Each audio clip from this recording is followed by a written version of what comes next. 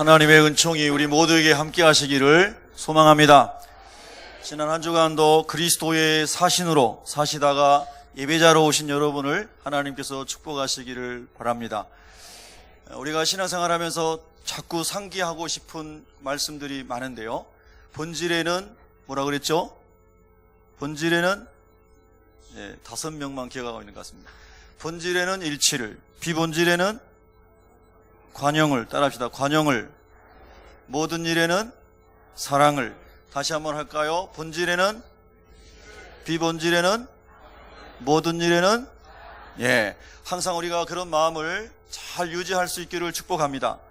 그리고 예수 그리스도 안에서 우리가 서로 다른 사람들이, 서로 모든 문화가 다른 사람들이, 또 다른 여러 교회에서 신앙생활을 하고, 또 각자의 많은 지역과 문화에서 신앙생활하던 분들이 이 새벽교회 공동체로 모여서 신앙생활할 때에 우리가 물리적으로 각 자리에 앉아서 한 예배당 안에서 예배드리는 이런 몸의 모습 외에도 화학적으로 하나가 되듯이 속사람이 사랑 안에서 연결되고 그리스도 안에서 그리스도의 몸으로 세워져가는 이 아름답고 귀한 꿈을 가지고 우리가 예배자로 서 있다면 우리 모두의 삶 속에, 예배 속에 꼭 필요한 것이 있습니다. 그럼 뭐냐면 우리 주님께서 마태복음 11장 29절에서 말씀하신 것처럼 나는 마음이 온유하고 겸손하니 너희는 나의 멍에를 메고 내게 배우라는 말씀인 줄로 믿습니다.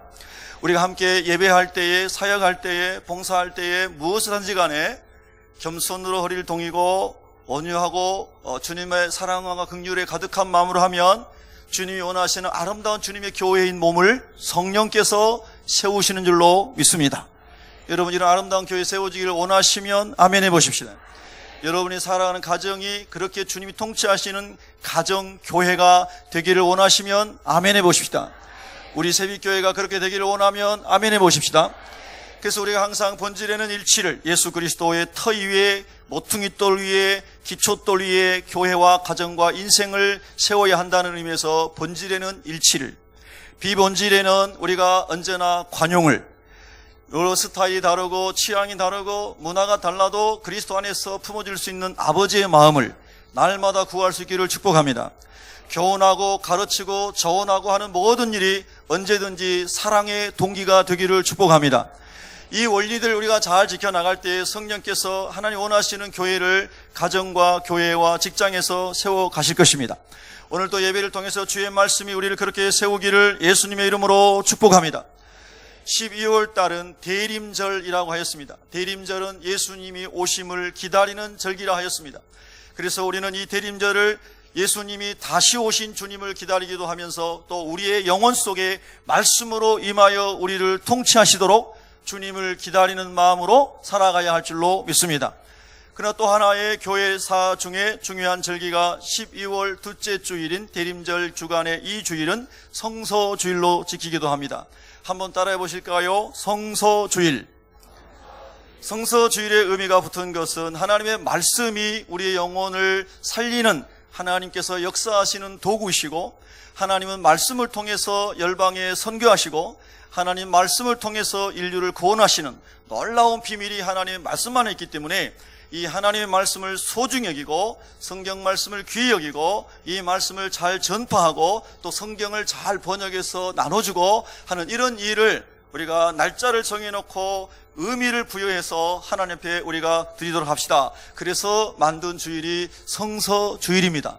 이 성서주일은 영국의 런던에서 맨 먼저 시작이 됐습니다. 1804년 3월 7일에 영국 성서공회가 만들어지면서 영국에서는 이 성경을 귀하게 여기고 그리고 계속해서 인쇄해서 배포하는, 또 다른 언어로 번역해서 모든 민족에게 전하는 이런 일들을 시작하게 되었습니다. 많은 이제 역사들이 지나오면서 우리나라에도 1895년에 대한성서공회라고 하는 성경을 출판하고 배포하는 그런 단체가 생기게 됐습니다. 지금 양재동인가요? 그쪽에 사무실이 있죠. 그리고 1900년부터 우리 한국교회도 성서주일을 12월 둘째 주일에 지키게 되었습니다. 이 성서주일은 어떤 면에서 대림절 절기와도 잘 어울리는 이런 주일이다, 이렇게 이야기할 수가 있습니다. 여러분, 요한복음 1장 14절에 보면 우리 예수님은 하나님 삼위일체 하나님의 한 위, 성자 예수님 하나님으로 이 땅에 오셨지만 성자가 되시기 전에 예수님은 말씀으로 영원부터 영원까지 존재하시는 분이셨습니다. 아멘, 할렐루야. 예수님은 말씀으로 존재하시는 하나님이셨는데 그 말씀이 성령으로 육신을 입고 예수, 구원자라는 이름으로 이 땅에 오신 분이 예수님인 줄로 믿습니다. 그래서 예수님은 말씀 자신이라고 하신 것입니다. 말씀이 육신이 되어 오셨다는 것이죠. 그런 점에서 이 대림절에 말씀을 소중히 여기고 말씀을 배우기를 원하고 말씀대로 살아가기를 원하고 말씀을 전하기를 원하는 성서주일은 상당히 의미 있는 절기이다, 이렇게 말씀드릴 수가 있겠습니다. 그런데 오늘 여러분 성경에, 그래서 제가 히브리서 4장을 묵상하게 되었는데요, 하나님의 말씀이 주제입니다. 그런데 오늘 성경에 보면 하나님의 말씀은 살아있고 활력이 있다, 이렇게 시작합니다. 성경을 보는 두 가지 관점이 있습니다. 성경은 문학책이고 이스라엘 역사책일 뿐이다 라고 보는 문학적 관점으로만 보는 분들이 계십니다. 그러나 예수 그리스도를 구주로 믿고 성령의 인도를 받는 사람들은 문학적 가치, 역사적 가치, 고고학 가치가 성경에 많이 있지만 성경의 본질적인 내용은 예수 그리스도, 그분이 우리의 구원자로 오셨고 그분의 말씀이 지금도 살아서 역사하고 있다는 것을 믿는 사람인 줄로 믿습니다. 오늘 여기 계신 모든 분들은 하나님의 말씀을 문학과 문서 비평과 역사 비평을 뛰어넘는 믿음의 살아있는 말씀으로 경험되기를 축복합니다. 성경 말씀을 그렇게 체험하고 그 말씀이 우리 삶을 움직일 때에만 우리의 신앙생활이 힘이 있고 자원하는 마음이 되고 헌신이 기쁘고 우리의 삶을 능력으로 성경 말씀이 인도하실 줄로 믿습니다. 여러분, 오늘 또 우리가 가장 기본적인 것을 한번 생각해 볼까요? 우리가 아무리 몸이 튼튼하고 건강한 체질이고 태생적으로 기골이 장대하게 태어났다 할지라도 음식을 먹지 않으면 점점 말라가고 뼈가 쇠퇴해져 가고 모든 근육과 혈관이 노쇠해 가고 죽게 되어 있습니다. 그래서 우리는 다 아는 진리이지만, 사실이지만 육신은 먹어야 건강합니다. 여러분, 날마다 여러분이 좋은 식사를 하심으로 하나님이 주신 영혼의 초소인 육신도 강건하게 되기를 축복합니다. 오늘 또 말씀을 들으면서 성령께서 여러분의 육신을 강건하게 회복시켜 주시기를 축복합니다. 모든 질병에서 해방되기를 축복합니다. 육신의 원리를 하나님께서 그렇게 만드신 것입니다. 그래서 흙이 건강하고 흙이 영양가 있을 때 흙에서 나온 식물이 좋고 그 좋은 식물을 먹을 때 몸도 건강하도록 몸이 만들어졌듯이 마태복음 4장 4절에서 예수님께서 말씀하시기를 우리 몸은 그렇게 먹어야 건강하고 번성하지만 우리의 영은 하나님의 입으로 나오는 말씀으로 새로워지고 하나님의 입에서 나오는 말씀으로 생명을 얻고 그 말씀을 먹어야 살도록 창조된 것이 우리의 영혼이라고 예수님께서 말씀하신 줄로 믿습니다. 하나님 형상대로 지음받은 우리는 거룩하고 사랑으로 충만하고 늘 말씀드리잖아요. 하나님의 진리와 영광으로 충만한 존재로 지음받았습니다.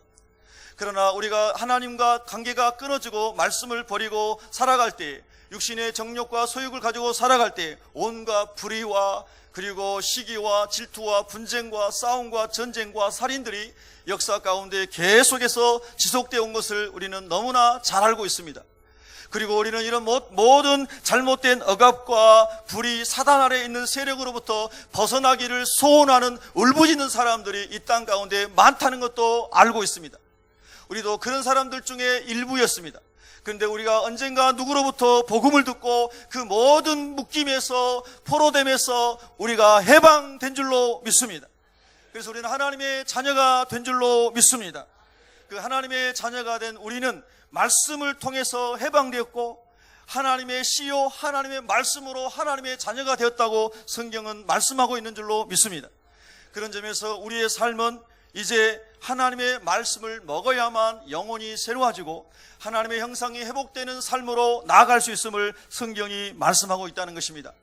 그런 점에서 저와 여러분이 성경 말씀을 읽을 때마다 와, 이 말씀은 너무나 살아있는 말씀이다. 이 말씀은 능력 있다고 하는 것은 파워풀하게 내가 그 말씀 읽을 때 내 삶을 일으키기도 하고 회복시키기도 하고 치료하기도 하고 소망을 주기도 하고 비전을 주기도 하고 나를 살리는 말씀이다. 이렇게 체험되는 은혜가 있기를 예수 이름으로 축복합니다. 하나님의 말씀이 살아있다는 것입니다. 여러분, 참으로 얼마나 놀라운 이 말씀인지 알 수가 없습니다. 여러분, 이스라엘 역사를 보면 하나님을 버리고 우상을 섬겼더니 음란하고 악한 문화로 타락한 것이 구약 성경의 모든 스토리 아니겠습니까? 신약의 모든 요점도 하나님 없이 살아가는 모든 인생이 다 그렇다는 것을 보여주고 있습니다. 역사를 봐도 마찬가지입니다. 그런데 그 하나님을 버리고 우상을 섬기고 타락한 백성들을 하나님께로 돌아오게 하기 위하여 하나님께서 아수르와 바벨을 통하여 북이스라엘과 남유다를 징벌하신 것을 여러분이 아시잖아요. 그래서 징벌을 받아서 그들이 온 집과 그리고 성전과 일터와 모든 것을 다 이렇게 회파된 채 무너졌습니다. 왕은 눈이 빼어지고 쇠사슬에 묶여서 바벨론까지 질질 끌려서 포로로 잡혀갔습니다. 왕족과 귀족들과 지도력을 나타낼 수 있는 이런 사람들 전부 다 포로로 잡아갔습니다. 그 상태를 에스겔서에서 에스겔 선자는 에스겔 37장 7절에 이렇게 말했습니다. 마치 뼈다귀들, 메말라 있는 뼈다귀들과 같다는 것입니다. 이스라엘 백성들이 적과 꿀이 흐르는 가나안 땅에서 하나님의 은혜 가운데 풍성한 삶을 살았습니다. 그러나 하나님 버리고 그들이 나라가 망하고 포로로 잡혀가고 너무나 억울한 삶을 70년 동안 눌린 삶을 거기서 살아가는 그 삶의 모습을 골짜기에서 썩어 문드러져 늘려져 있는 뼈다귀와 같다고 비유를 한 것이죠. 이스라엘은 예루살렘 성이 있고 이 성전산 주변으로 흰놈의 골짜기가 있습니다. 기드론 골짜기가 있고 흰놈의 골짜기가 있습니다. 그 흰놈의 골짜기는 쓰레기를 버리고 그리고 죽은 시체들을 버리고 그리고 거기서 태우고 그래서 악취가 나고 아주 참 사람들이 가기 어려운 더러운 장소입니다. 저주의 장소요, 죽음의 장소요, 그것이 스월입니다. 그런데 마치 그런 것처럼 이스라엘 사람들이 하나님을 버린 결과 하나님으로부터 그들이 떠나간 결과 그렇게 완전히 시체와 같이 마른 뼈다귀와 같이 되었다라고 말씀하고 있는 겁니다. 모든 것이 무너졌습니다. 산업기반이 무너졌습니다. 가정이 무너졌습니다. 집이 무너졌습니다. 나라가 무너졌습니다. 그는 다 포로로 잡혀가서 70년을 회개하고 다 새로워져야만이 들어오는 하나님의 징벌을 받았습니다. 소망이 없다는 것입니다. 그래서 많은 사람들이 좌절했습니다. 진짜 마른 뼈다귀와 같다는 것입니다. 우리가 이 세상을 살아가면서 지금도 그렇습니다. 사업에 어려움을 겪습니다. 직장에 예기치 못한 어려움이 찾아옵니다. 실직을 당합니다. 자녀들이 안 나면 어둡게 보입니다. 건강의 위기가 찾아옵니다. 안과에 갔더니 눈이 이렇고, 이비인과에 갔더니 귀가 어떻고, 내과에 갔더니 위가 어떻고, 심전도 검사에 심장이 정상이 아니고, 뇌파를 조사했더니 뇌가 정상이 아니고, 곳곳에 정신적, 육신적, 그리고 삶의 삶 가운데서 많은 어려운 일들이 여전히 주님 오실 때까지 이 땅에 일어날 것입니다. 그래서 그런 많은 환경 속에 눌려서 마른 뼈와 같이 생기를 잃어버리고 기쁨을 잃어버리고 활력을 잃어버리고 소망 없이 비전 없이 살아가는 사람들이 이 땅에 널브러져 있다는 것입니다. 얼마 전에도 뉴스에서 나왔습니다.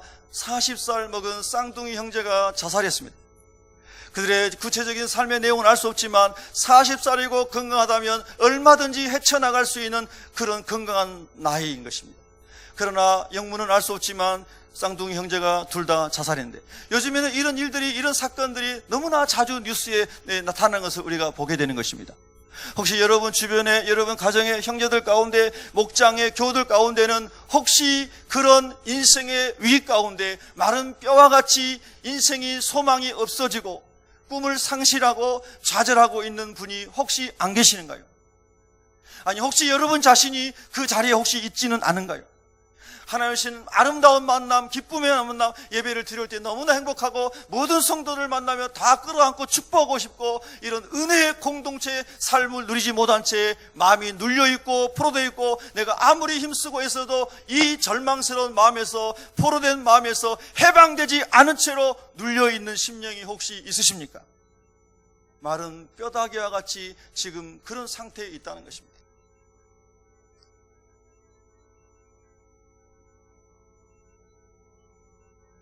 이 세상에 존재하는 모든 조직 중에서 가장 영광스럽고 가장 행복한 조직은 교회가 되어야 합니다. 마땅히 그렇게 되는 것이 교회입니다. 개인의 주관과 주장과 어떤 스타일을 다 내려놓고 예수 그리스도를 머리로 예수 그리스도의 생각과 예수 그리스도의 마음과 예수 그리스도의 말씀 앞에 회개하고 자복하고 나를 내려놓고 나아가는 공동체가 교회 공동체이기 때문에 그렇습니다. 그래서 우리가 하나님 앞에 나와 말씀이 살아서 우리를 통치하게 되면 그것을 맛보게 될 줄로 믿습니다. 반대로 그 말씀이 살아서 우리 가운데, 가정 가운데, 교회 가운데 역사하지 않으면 여전히 몸은 앉아 있으나 마음은 나뉘어져 있고, 부부로 함께 있으나, 형제로 가정에 함께 있으나 여전히 형제를 느끼지 못할 수 있고, 한 교회와 직장 가운데 그리스도인으로 모이지만 여전히 우리는 그리스도인 형제가 아닌 것처럼 느껴질 수가 있고, 그런 것은 역시 하나님의 말씀이 살아서 우리 가운데 작동하고 있지 않는 결과인 것이죠. 여러분, 오늘 저와 여러분의 마음속에 주님께서 말씀으로 살아 움직여서 우리 영혼 속에 작동하시기를 소원하십니까? 그리고 온전히 하나님의 말씀이 나를 지배하고 통치하기를 원하실 때 여러분의 자아를 내려놓고 모든 것을 내려놓고 하나님께 항복하며 성령의 다스림 가운데 들어가기를 소원하십니까? 소원하십니까? 갈망하십니까? 기도하십니까? 그런 영혼들에게 하나님이 은혜를 주시는 겁니다. 여러분, 신앙생활이 행복하시기를 주님의 이름으로 축복합니다. 어제 우리 교회에 새가족 환영회가 있었습니다. 금년에 등록하신 분들 중에서 어제 한 20여 분 정도가 참석을 하셨습니다. 얼마나 기쁘고 행복했는지 모릅니다. 우리 봉사자들이 정말로 손수 맛있는 음식을 다 장만해서, 저는 좀 그렇게 맛있는 음식은 처음 먹어본 것 같아요. 너무너무 사랑과 정성이 담겨져 있는 그 음식을 다 장만해서 뷔페식으로 차려놓고 대기하고, 그리고 우리 새로 오신 우리 새가족들도 얼마나 다양하신 분들입니까? 연세가 높으신 어른도 계시고 아주 조만한 꼬맹이도, 어린아이도 있고, 뭐 다 다양한 곳에서 오신 분들 아니겠어요? 신앙생활도 이제 처음 안 하시고 처음 오신 분도 계셨지만은 다른 교회에서, 장로교회에서, 성결교회에서, 또 어느 교회에서 신앙생활 하시다가 이사 오셔서 기도하시고 이렇게 돌아보시다가 또 오신 분도 계시고. 근데 제가 어제 말씀을 마태복음 11장 28절, 29절, 30절 나오는 그 말씀을 나눴습니다. 수고하고 무거운 짐진 자들아 다 내게로 오라. 내가 너희를 쉬게 하리라. 나는 마음이 온유하고 겸손하니 너희는 나의 멍에를 베고 내게서 배우라. 그리하면 너희가 쉼을 얻으리라. 할렐루야. 그러면서 우리 새벽교회 오는 모든 사람들은 행복한 신앙생활을 할 수 있기를 축복합니다. 그랬습니다. 행복한 신앙생활을 할 수 있기를 축복합니다. 그랬습니다. 아멘. 그래서요, 얼마나 전 행복했는지 모릅니다. 여러분, 제가 어저께 그런저런 행사를 다 하고 기도하고 집에 가는 것은 새벽 1시쯤에 갔습니다. 그런데 여러분, 몸은 피곤하지만 영혼은 얼마나 행복한지 모릅니다. 여러분, 예수님 안에서 행복하셔요? 여러분의 옆에 앞뒤로 좌우에 있는 분들은 행복하세요? 옆 사람 보고 인사합시다. 행복하세요? 행복합니다. 행복합니다. 네. 믿음으로 한번 고백합시다. 행복합니다. 여러분, 방황을 끝내시기를 바랍니다. 방황을 끝내셔야 돼요. 근데 방황이 끝나는 것은 어디서 오냐면요, 말씀이 지식으로 들려오면 절대 방황이 안 끝납니다. 말씀이 살아있는 생명으로 올 때에 방황이 끝납니다. 내가 저 사람을 사랑해야지 사랑하게 됩니다. 성령의 말씀이 능력으로 올 때, 의지로 결단으로 안 됩니다. 성령이 역사할 때 영혼의 문이 열리는 겁니다. 스데반 집사님이 돌로 자기를 쳐 죽이는 사람들을 위해서 기도하잖아요. 성령이 아니고는 절대 안 되는 겁니다. 말씀이 스데반 집사님을 완전히 사로잡은 겁니다. 저는 오늘날 우리 모든 교회가, 우리 새벽교회뿐만 아니고요, 모든 교회가 그런 은혜가 있었으면 좋겠어요. 교회 가면 말씀이 막 살아 움직여서 사람들이 다 살아났으면 좋겠습니다. 그때 하나님께서 에스겔아, 저 소망 없는 유다 백성들에게 너가 외쳐라.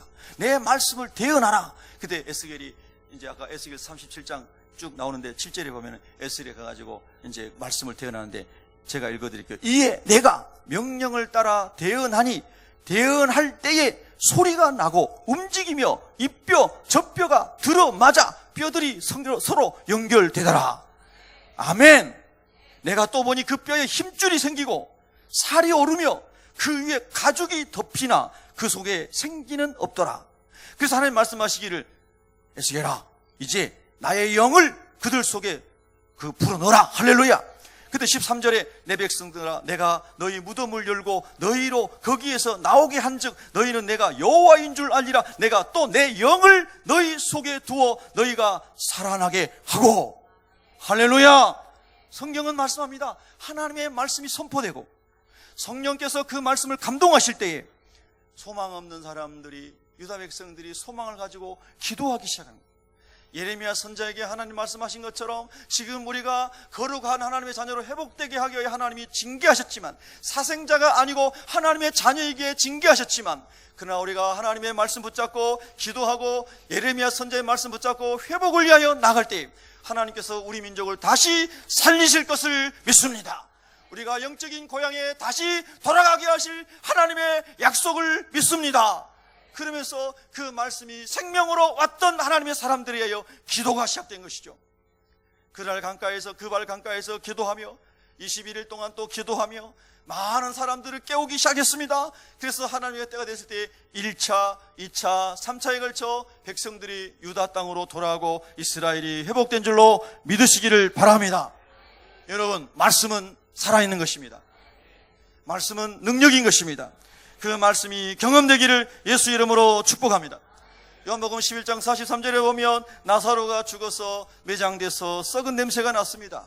우리 예수님께서 사람들이 많이 있는데 가셔서 큰 소리로 외쳐 말씀하시기를 나사로야 나오라. 우리 한번 다 같이 믿음으로 고백해 볼까요? 나사로야 나오라. 한 번 더 고백합시다. 나사로야 나오라. 아멘. Come out! 나와라! 나사로야! 여러분, 정말 그런 말씀을 저와 여러분 읽을 때, 이거 뭐 만화책에 나온 이야기네, 이렇게 들리는 게 아니고, 하나님, 오늘 지금 하나님께서 저에게 주시는 말씀입니다. 하나님, 지금 내가 모든 묶임에서 해방되게 하여 주옵소서. 모든 질병에서 치유받게 하여 주옵소서. 모든 좌절에서 일어나게 하여 주옵소서. 그렇게 말씀이 딱 부딪히는 사람은요, 오늘 예배드리고 나가면요, 여러분 발걸음이요 사슴처럼 가벼워집니다. 할렐루야. 그런 말씀의 역사가 계속 창세기부터 요한계시록까지 기록된 게 성경의 역사입니다. 다윗 이야기, 아브라함 이야기, 솔로몬 이야기 다 말씀으로 서지고, 말씀을 버렸을 때 무너지고, 성령으로 세워지고 성령을 버렸을 때 악령에 의해 망하고, 사울왕의 역사가 극명하게 그것을 보여주고 있지 않습니까? 여러분, 이제 두 번째 말씀 묵상하겠습니다. 하나님 말씀, 살아있는 말씀이 에스겔 골짜기의 마른 뼈 같은 백성을 일으키고 죽은 나사를 살린 것처럼 우리를 살리시기를 소원하는 마음으로. 아멘. 두 번째 말씀을 묵상하겠습니다. 뜻을 판단하시는 날이 선 금, 칼 같은 것이 하나님의 말씀이다 그랬습니다. 여러분, 세상을 이기는 것은 하나님의 믿음이고 그 믿음의 내용은 말씀인 것입니다. 아멘, 할렐루야. 근데 이 칼을 사용하는 게 두 가지로 성경에 나온 것을 제가 말씀을 드리고자. 첫 번째, 이 날선 금과 같은, 양날이 날이 서 있는 이 금과 같은 하나님의 말씀을, 첫째는요, 영적 전쟁에서 무기로, 공격용 무기로 사용하는 것입니다. 에베소서 6장 17절에 보면 하나님의 말씀, 곧 성령의 금을 가지라. 성령의 금, 곧 하나님의 말씀을 가지라 그랬습니다. 하나님의 사람들이 완전 무장을 하는데요, 구원의 투구지, 구원의 확신과 그 다음에 이제 성령의 검인 하나님의 말씀을 가져야 한다 그랬습니다. 구원의 투구, 성령의 검, 믿음의 방패, 진리의 허리띠, 평안의 복음으로 예비한 신발, 이런 의의 흉배, 이건 나머지는 다 방어용인데 성령의 검인 말씀만 공격용이라는 거 여러분이 아시죠? 예수님께서 40일 동안 금식하셨습니다. 얼마나 굶주리셨을까요? 상기해 보십시다. 3일 굶으면 담 넘을지 아는 사람이 없다는 우리나라 속담이 있습니다. 40일을 굶으셨는데 예수님은 무능력하신 게 아니고 말씀으로 온 세상을 창조하신 분이십니다. 아멘.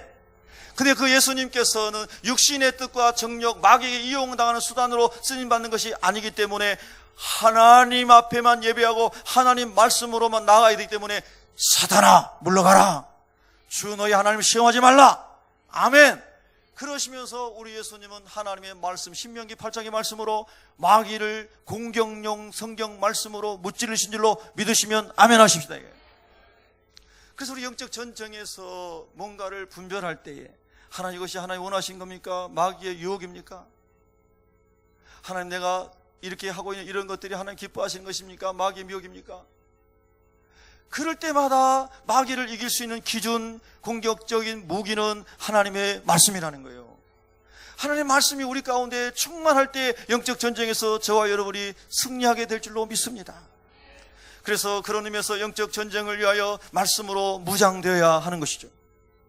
두 번째는 뭐냐면요, 여러분 병원에 가면 외과용 날카로운 수술 칼이 있지 않습니까? 우리 자신의 영과 혼과 육을 하나님의 기준으로 우리가 그리스도의 장성한 분량으로 자라가기 위해서 늘 외과적, 내과적 수술을 하면서 말씀의 칼로 우리를 거룩하게 다듬어가는 그 도구가 하나님의 말씀, 날선 검이 되어야 될 줄로 믿습니다. 여러분, 우리 사람은요, 온전한 사람이 한 명도 없습니다. 의로운 사람이 한 명도 없습니다. 오직 하나님만이 의로우시고 오직 예수 그리스도의 보혈만이 우리를 의롭게 하십니다. 우리는 주님의 보혈의 의로운 옷을 입혔을 뿐이죠, 우리가 의로운 것은 아닙니다. 예수님의 옷을 입었기 때문에 하나님께서 우리를 의롭다고 인정해 주신 것이지 우리의 모든 것이 하나님과 같이 된 건 아닌 것입니다. 그래서 우리는 완전하지 않기 때문에 항상 말씀의 칼로 성령의 검으로 우리의 영과 혼과 육을 새롭게 하는 늘 수술대에 올라있는 환자인 것을 고백할 수 있기를 바랍니다. 우리 옆 사람에게 이렇게 고백하겠습니다. 옆 사람에게, 집사님, 저는 환자입니다. 예.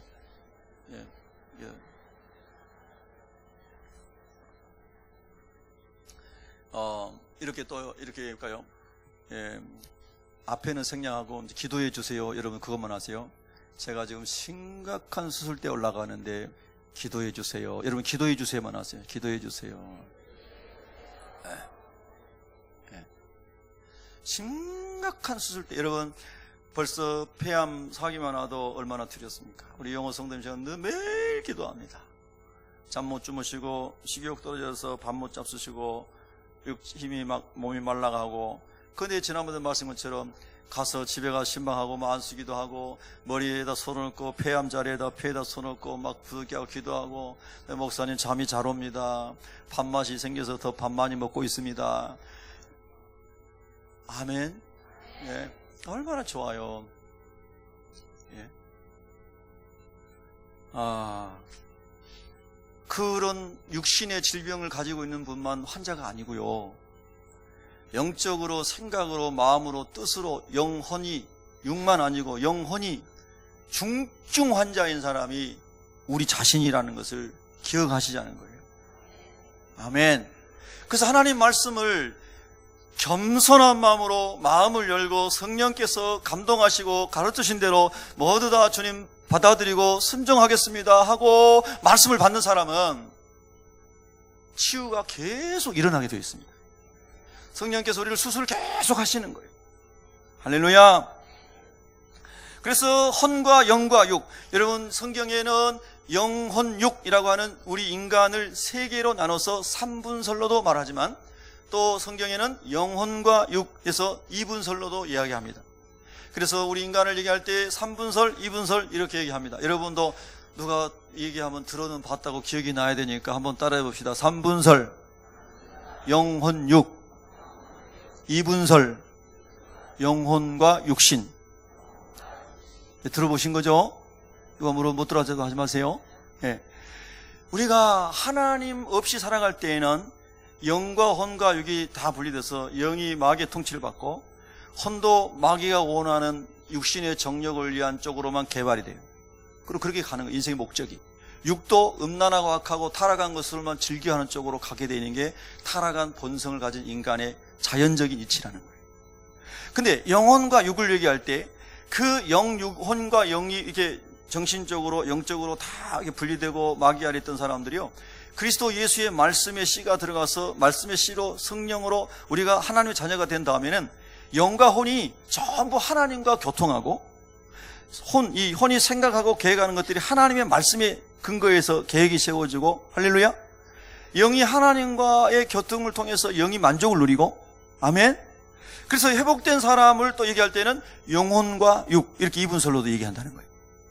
근데 여러분, 우리가 이렇게 살아가면서 보면은 육신의 질병도 있지만 마음의 질병, 이 정신계, 신경계 질병이 굉장히 많죠? 신경계 질병이 얼마나 심각합니까? 근데 그런 질병이 많아요. 그러니까 절망이라는 것도 혼에 상관되어 있는 이 질병이잖아요. 그렇죠? 좌절감, 이런 것도 육의 질병은 아니잖아요. 예. 보이지 않는 곳에 대한 질병. 이런 많은 질병들이 있는데 성경 뭐라고 말씀하시냐면은 바로 그 보이지 않는 영역인 혼과 영의 부분까지, 보이는 영역인 육의 부분까지도 하나님의 말씀이 치유한다는 거예요. 아멘. 여러분 경험해 보신 분들 많으실 거예요. 하나님의 말씀이 육신만 치료하는 게 아니고 생각의 부분도, 뜻을 품는 부분도, 영적인 부분도 말씀이 우리를 치료하신다는 거예요. 진짜 아멘입니까? 이런 게 경험이 된 것이 신앙생활입니다. 어느 교회 갔더니 뭐 좋은 사람들 많더라, 내 마음에 드는 사람들 많더라, 이런 게 신앙생활이 아니고요. 예. 하나님의 말씀이 살아서 사람들을 회복시키고 치유하더라. 나도 그 교회 가서 설교를 들어보니까 말씀이 막 역사에서 내 영혼이 찔림이 있고 치유가 일어나더라. 그런 교회가 좋은 교회입니다. 우리 새벽교회 그런 교회 되기를 예수 이름으로 축복합니다. 제가 어제 새가족 환영회에서 너무 또 위로가 되고 격려가 됐던 것 중에 하나가 어떤 분이 그러시는 거예요. 일산에 오셔가지고 교회를 뭐 주변에 막 여러 군데를 돌아보셨는데 교회를 못 정하시다가 우리 교회 오셨는데 우리 교회 오셔가지고 하나님 마음을 열어주셔가지고 너무 이렇게 등록하시게 됐다고. 아멘 해주면 얼마나 좋아요. 근데 저는 그런 말씀이 굉장히 위로가 되거든요. 우리 주변에 크고 아름답고 좋은 교회들, 주차장 시설 잘 되어 있고 교육시설 잘 되는 교회 얼마나 많습니까, 일산에. 근데 주차장에서 부족하고 교육시설 모든 게 부족하고 연약한 교회인데 많은 교회를 다니시다가 우리 교회 정착하게 되다니까 저로서는 얼마나 격려가 됩니까? 이게 웬 은혜인가? 저로 볼 때는 아무것도 내세울 게 없는데 하나님께서 은혜를 주신 거잖아요. 그렇지 않습니까? 여러분, 옆에 앉아 계신 분들이 전부 은혜 덩어리입니다. 우리 축복합시다. 은혜 덩어리이십니다. 예? 할렐루야. 그래서 우리가 은혜를 입고 은혜 때문에 사는 거예요. 아멘. 은혜 때문에 사는 거예요. 그래서 하나님 말씀 묵상할 때 하나님 말씀이 날선검이 되어서 은혜를 모르고 자기 의와 자기 고집과 자기 주장과 자기 생각으로 살아가려고 하는 이 영과 혼을 말씀이 외과 수술용 칼로 도려내듯이 막 도려내면서 너는 하나님의 뜻과 하나님의 마음과 하나님의 소원과 하나님의 계획을 가지고 너가 새롭게 일어나야 한다. 아멘. 그렇게 말씀이 살아 내 안에서, 여러분 안에서 역사할 때에 우리의 삶은 주님의 뜻대로 쓰임받는 거죠. 정말 여러분 그렇게 되기를 원하시죠? 정말 모든 우리 성도들이 그렇게 돼서 너무너무 좋겠어요. 아멘, 할렐루야. 너무너무 행복할 것 같아요, 그러면요. 지금도 우리 교회가 이제 행복 지수가 99.9 정도 되는데 9999까지 좀 올라갔으면 좋겠어요. 네? 아멘, 할렐루야. 그래서 날선검은 마귀를 공격하는 데 쓰지만 나를 수술하는 칼로 하나님께서 쓰실 때에 그때 겸손하고 열린 마음으로 주님 저를 수술해 주옵소서. 주님이 지금 급하게 수술하지 않으면 최고의 의사를 동원하여 나를 수술하지 않으면 저는 지금 죽습니다. 최고의 의사는 성령님이십니다. 저를 치료하여 주옵소서. 수술시켜 주옵소서. 아멘. 안과 질환을 수술해 주옵소서. 우리 영적인 안과 질환이 뭐겠어요? 눈이 평화롭지 못하고 따뜻하지 못한 이 질병을 치료해 주옵소서. 사랑과 긍휼로 가득한 눈으로 치료하여 주옵소서. 이비인후과 이 귀의 이 질병도 치료하여 주옵소서. 축복의 소리는 잘 듣게 하시고 안 좋은 말은 싹 자동으로 흘려보내는 귀를 주시옵소서. 아멘. 그렇게 하나하나의 모든 육신과 생각과 뜻과 모든 계획의 영혼육을 하나님의 말씀의 검으로, 날쌘 검으로 완전한 의사이신 성령께서 나를 치료하여 수술하여 온전케 하여 주시옵소서. 여러분, 그런 말씀으로 성경을 읽는 사람은요, 너무너무 하나님 기뻐하시는 사람이고, 그리고 자기 영혼이 정말 행복해지고 주님 닮아가는 기쁨으로 충만해진 것을 경험하게 될 것입니다. 세 번째로는요, 오늘 마지막 절에 13절에 보면은 본문에 이렇게 말씀 있죠. 지으신 것이 하나라도 그 앞에 나타나지 않음이 없고 만물이 우리의 결산을 받으실 이의 눈앞에 만물이 벌거벗은 것 같이 드러나느니라. 여러분, 이 세상에는 많이 들으셨죠? 드러나가지고 들켜가지고 감옥에 간 죄인들도 있지만, 시설도 있지만, 파출소, 유치장에, 그리고 구치소에, 감옥에 범죄가 드러나가지고 간 사람도 있지만, 더 큰 죄를 지었어도 들키지 않아서, 드러나지 않아서 살아가는 죄인들도 많다는 사실이에요. 그래서 어떤 큰 죄를 지었어도 더 유능하고 똑똑한 변호사를 10명, 20명 사가지고 무혐의로 풀려난 일도 이 세상 속에는, 다른 나라들도 마찬가지고 얼마든지 일어날 수 있다는 거예요.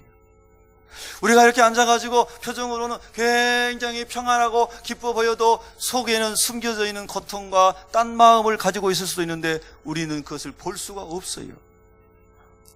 또 때로는 심지어는 자기 자신의 깊은 속까지도 자기도 모를 때가 있어요. 그래서 드러나지 않을 것 같고 드러날 수 없을 것 같고 내 안에 있는 이런 감추어진 하나님 보시기에 아름답지 못한 것들이 영원히 숨겨질 것 같은 착각 속에 살 수도 있어요. 그런데 오늘 하나님 말씀이 살아있고 능력이 있다고 하는 말씀은 성령으로 말씀을 읽는 사람들에게는 모든 것이 말씀 앞에 적나라하게 드러나게 하신다는 거예요. 아멘. 그래서 하나님의 말씀 앞에 섰을 때 계속해서 하나님의 말씀이 우리를 책망하기도 하고 교훈하기도 하고 바르게 세우기도 하고 그리스도의 사람으로 세우기 위해서 우리를 다듬는 일을 성령께서 말씀을 통하여 하신다는 거예요. 그래서 하나님의 말씀을 들을 때 책망과 교훈과 바르게 함의 말씀을 들을 때 겸손하게 아멘 할 수 있는 분들은 열린 마음을 가지고 계십니다. 믿음이 그래도 어느 정도 성숙한 분들이. 할렐루야. 우리 교회 성도들 보니까 다 그 정도 레벨에 올라와 있는 것 같습니다. 목사님이 오늘은 꼭 나 들으라고 꼬집어가지고 설교하네. 이제 이런 분들이 옛날에 우리 교회 말고 딴 데서 있었더라고요. 근데 그런 분들은 참 마음이 오픈이 안 됩니다. 하나님 말씀은 어느 한 사람을 위해서 하는 게 아니고 모든 사람을 위해서 하는 거예요. 자신을 위해서 하는 거고요. 모든 사람이 말씀으로 수술을 받아야 될 사람들이거든. 아멘. 그래서 여러분 이렇게 대표 기도할 때도 이렇게 기도하죠. 하나님 아버지, 내게 꼭 맞는 말씀을 주십시오 할 때 내가 필요한, 내 필요에 대한 그런 거를 육신적으로 그런 게 아니잖아요. 육신적으로 하는 게 아니고 하나님이 원하시는 내게 필요한 것을 내게 주시옵소서. 아멘. 예배를 통하여 내 마음에 좋은 것을 내가 목사님 많이 얘기해가지고 내가 오늘 기분 좋은 예배 시간이 되게, 이게 아니고 하나님의 말씀으로 나를 온전케 하심으로 내가 그곳에서 아멘함으로 하나님의 은혜가 내게 채워짐으로 말미암아 내가 은혜 받았습니다 라고 고백할 수 있는 성숙한 기도 제목이 되게 하여 주십시오. 아멘. 그 외과용 수술칼이 하나님의 말씀인 거죠. 이 어마어마한 하나님 말씀으로도 수술이 안 되면 누가 그 인생을 수술할 수 있겠습니까? 학교도 무너지고 직장도 무너지고 가정도 무너지고 아버지의 권위, 선생님의 권위, 지도자의 권위 다 무너진 이 세상에서 누가 그 영혼들을 바로 세울 수가 있겠습니까? 오직 하나님의 말씀만이, 살아있는 말씀만이, 능력 있는 말씀만이 우리가 마음을 열고 겸손함으로 주의 말씀을 받아들일 때 성령께서 그 말씀을 통해서 우리를 고치고 우리를 치유하고 하나님의 사람으로 세우실 줄로 믿습니다, 여러분. 사도행전 2장 37절에 보면은 베드로가 성령에 충만하여 설교할 때에 사람들의 마음에 찔려 그랬습니다. 우리가 말씀을 들을 때마다 때로는 위로도 받아야 되고 회복도 일어나야 되고 하지만 때로는 찔림이 있기를 주님의 이름으로 축복합니다. 찔림이 있어야 돼. 찔림이 있어야 변화가 일어날 거 아니에요. 여러분, 제가 예전에 좀 굉장히 참 드문 이야기인데 그런 이야기를 한번 드린 적이 있어요. 시골에서 이제 중학교 다닐 때요, 우리 동네 이장님과 어르신들이 회의를 해서 우리 동네 중학생들 중간고사, 기말고사 보면은 성적표를 마을회관 벽에다 다 게시하자고 회의를 한 거예요. 야, 세상에 그런 때가 있었어요. 그래서 학교 갔다 왔더니 학교 선생님들 다 받아가지고 마을회관 벽에다 다 붙여놓은 거예요. 야, 정말 점수 안 나온 애들은 못 지나가는 거예요. 숨어가지고 다니고 막. 야, 좀 심하긴 했죠. 좀 심하긴 했는데 제가 하나 때문에 이 말씀을 드리는 거예요. 찔림은 있어요. 찔림은. 야, 우리 아버지 이거 보시면 얼마나 창피하시겠나. 아버지 어머니 명예를 위해서도 그래도 좀 공부 한 척이라도 해야 되겠다. 이런 애들이 한두 명은 생기잖아요. 그래도 이제 그런 목적을 가지고 어르신들이 이제 지혜를 짠다 하셔가지고 해놨는데, 야, 정말 아주 충격이더라고요. 충격이야. 동네 해관에서 그것이 얘기해주라는. 그런데 어떤 교회도 그랬다 하대요. 어떤 우리 교회 그런 적이 없는데, 성도들이 뭐 전도 몇 명이 했냐 뭐 했냐를 교회 벽에다가 1년 내내 싹 게시하고, 신앙에 관한 거 뭐 헌금 생활 뭐 전도 생활 뭐 다 그런 교회도 또 드물게 있다고 그러더라고요. 그러니까 아유, 그러면 우리 교인들은 그래 다 남아 있겠죠? 할렐루야. 자, 이 비유와 이야기의 핵심이 뭐냐면은, 하나님의 말씀을 들을 때 사람들이 어떤 수단과 방법을 동원해서 뭘 하려고 한 게 아니고, 사람들이 이렇게 하면 자극을 받겠지, 저렇게 하면 저 사람이 움직이겠지, 이런 거 말고, 인위적인 거 막 그런 거 말고, 하나님의 말씀 앞에만 서도, 하나님의 말씀만 진짜 감사함으로 성령으로 읽고 묵상만 해도, 그래도 막 우리 안에 막 거룩한 찔림이 있고 회개가 일어나고, 주님 제가 잘못했습니다. 주님 뜻대로 살기 원합니다. 주님 마음 더 부어주십시오. 주님을 위해 헌신하고 살기 원합니다. 이렇게 말씀으로 찔림을 받고 말씀으로 회복이 되고 말씀으로 살아나는 거 남들은 모르는데 주님과 나만이 아는 관계에서 막 영혼이 살아나, 얼마나 좋으냐 이 말이에요. 할렐루야. 그러니까 말씀이 축복인 거예요. 예? 아멘. 그래서 우리는 말씀으로 하나님과의 관계 속에서 항상 살아나고 회복되기를 예수님은 축복합니다. 축복합니다. 그 말씀이 자꾸 여러분을 움직이는 살아있는 말씀이 또 마지막도 없다고.